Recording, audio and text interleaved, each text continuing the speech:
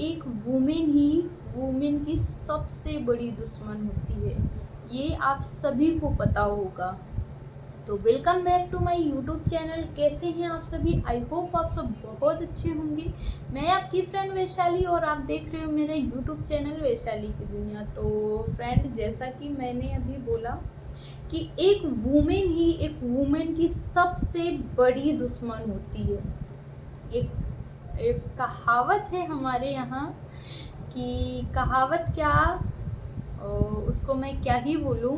कहावत है कि क्या है कि अगर ये सोचो कि एक वुमेन ही दूसरी वुमेन को ऐसा बोले कि तिरिया चरित्र तो ब्रह्मा जी भी नहीं पढ़ पाए।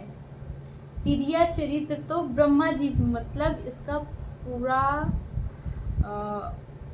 अर्थ है कि स्त्री को तो ब्रह्मा जी भी नहीं पढ़ पाए। ये बात अगर एक पुरुष बोलता है तो बात समझ में भी आती है, लेकिन अगर यही बात एक स्त्री दूसरी स्त्री के बारे में बोले तो कैसा लगेगा। तो ये सारी चीज़ें हम लोगों के साथ में होती हैं, और हम लोगों के साथ में क्या, सभी के साथ में, जितनी मेरी बहनें होंगी या जितने भी पुरुष वर्ग हैं, जो भी हैं, तो सबसे ज़्यादा ना स्त्री ही स्त्री की सबसे बड़ी दुश्मन होती है। एक बार पुरुष उस चीज़ को अप्रिशिएट करेगा कि नहीं, हाँ ये चीज़ सही है, लेकिन स्त्री की सबसे बड़ी दुश्मन होती है। आप पेपर हॉल में बैठो जाके, पेपर हॉल में या कहीं भी अदरवाइज आप बाहर जाओ ना, एक वुमेन की हेल्प नहीं करेगी। भले ही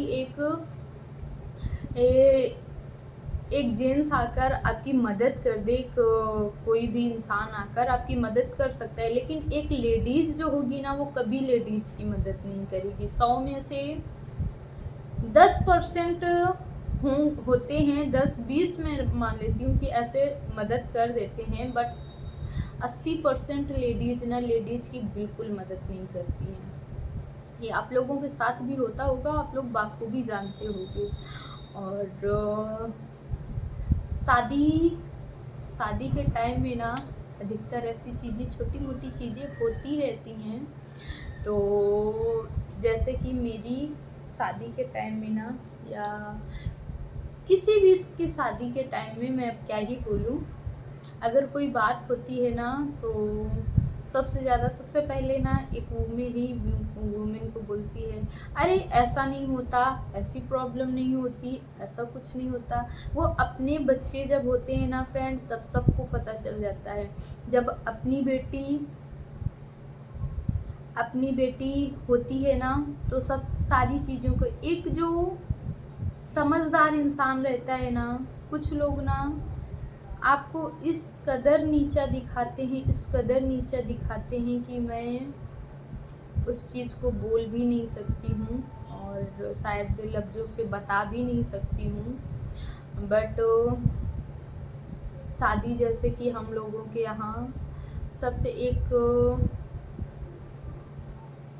नई लड़की एक नए घर में जाती है, सारी चीज़ों को पहले ना सब लोग सब कुछ नहीं समझ पाते हैं। सबसे बड़ी बात ना, जब किसी के घर में आप जाओ, रिलेटिव में जाओ ना, तो रिलेटिव में भी ऐसा ही होता है कि हम किसी की पसंद नहीं जानते ना, तो कैसे हम भले ही सारी चीज़ें कर लेते हैं, लेकिन हमें ये नहीं पता होता कि हम यहाँ कैसा लोग खाना खाते हैं, किस प्रकार का खाते हैं।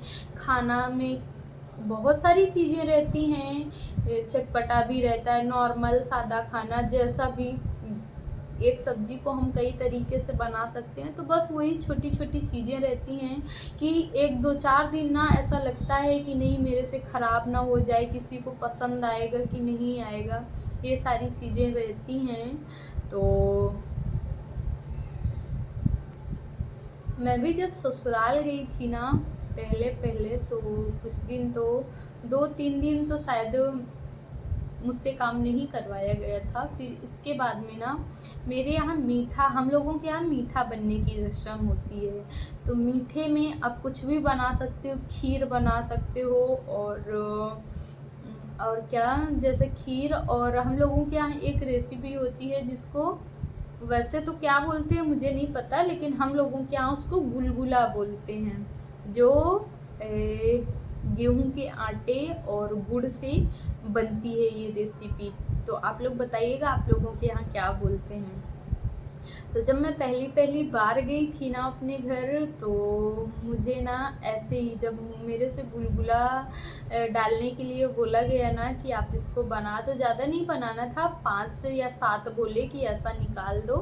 तो फिर जब मैं निकाल रही थी ना, मैं इतना अच्छा खाना बनाती हूँ, मान लो ठीक है, बहुत अच्छा तो नहीं बोलूँगी कि मैं बहुत अच्छा ही खाना बनाती हूँ, बट ऐसा बनाती हूँ कि कोई ऐसा नहीं बोल सकता कि नहीं हाँ अच्छा नहीं है, ये चीज़ अच्छी नहीं बना पाती, या तुम खाना नहीं बना पाती, ऐसा कोई नहीं बोल सकता।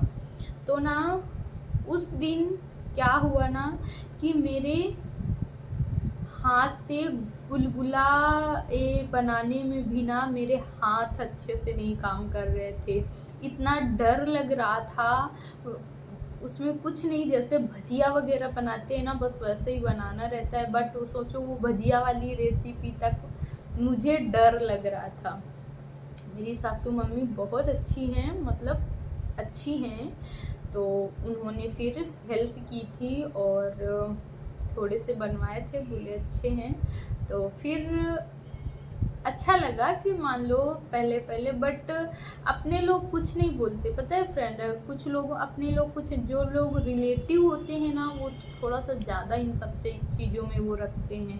अरे ऐसा, अगर आप कुछ ज़्यादा ही अपने उस बच्चों को प्यार दोगे, भले ही वो भी प्यार देंगे अपने बच्चों को, बट अगर आप ज़्यादा प्यार दोगे ना, तो फिर लोग चिढ़ने लगते हैं, अरे बहुत ज़्यादा ऐसा करते हैं, बहुत ज़्यादा वैसा करते हैं, ऐसा करके हम लोगों के यहाँ में कुछ ज़्यादा ही होता है।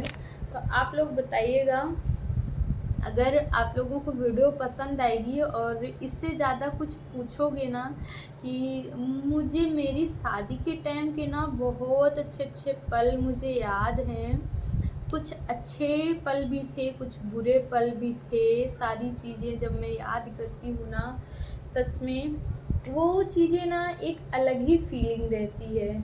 तो अगर आप लोग बोलोगे कि दीदी उस टाइम की जो भी आपकी मेमोरीज़ हैं वो शेयर करिए, या जो भी आपके एक्सपीरियंस हैं वो शेयर करिए, तो मैं ज़रूर शेयर करूँगी। वीडियो आप लोगों को कैसा लगा कमेंट सेक्शन में ज़रूर बताइएगा।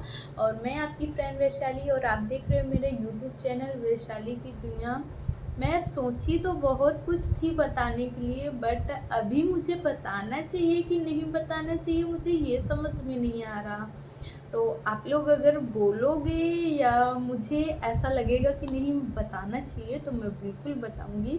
बट स्टोरी अगर जाननी है तो चैनल को सब्सक्राइब करें, लाइक करें और ढेर सारा प्यार और आशीर्वाद दें। चलिए मिलती हूँ नेक्स्ट वीडियो में, तब तक के लिए बाय बाय फ्रेंड।